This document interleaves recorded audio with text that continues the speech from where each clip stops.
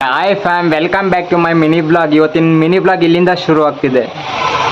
ಬೆಳಿಗ್ಗೆ ಮನೇಲಿ ಏನೂ ತಿನ್ಕೊಂಡು ಹೋಗಿರ್ಲಿಲ್ಲ, ಸೊ ಹೋಟ್ಲಿಗೆ ಹೋಗಿ ಒಂದು ಪೂರಿ ಎತ್ಕೊಂಡು ತಿನ್ಕೊಂತ ಕೂತ್ಕೊಂಡೆ ಫ್ರೆಂಡ್ಸ್ ಹೋಟ್ಲಲ್ಲಿ.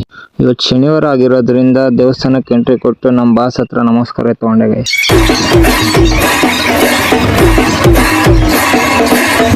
ದೇವಸ್ಥಾನದ ಹತ್ರ ಹೋಗ್ತಾ ಇದೀವಿ ಫ್ರೆಂಡ್ಸ್, ಅಲ್ಲಿಗೆ ಹೋಗಿ ಸಿಗ್ತೀನಿ.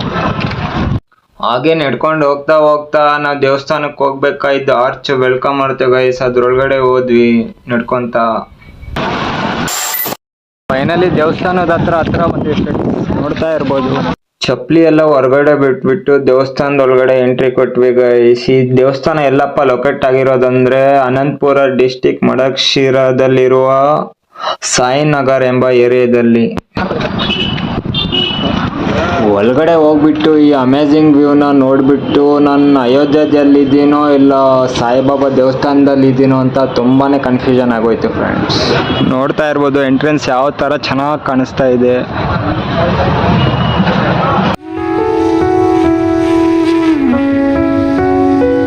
ಸ್ಟೆಪ್ಸ್ ಎಲ್ಲ ಎತ್ಕೊಂಡು ದೇವಸ್ಥಾನದೊಳಗಡೆ ಹೋಗೋಣ ಅಂತ ಹೋಗ್ತಾ ಇದ್ದೀನಿ.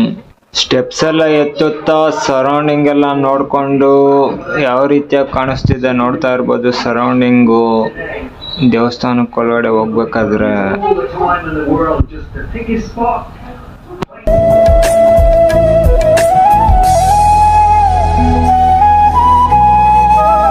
ಹಾಗೆ 3 ಸುತ್ತು ರೌಂಡ್ ಹಾಕೋಣಂತ ಹೋಗ್ತಾ ಇದ್ದೀನಿ ಪ್ರದಕ್ಷಿಣೆ.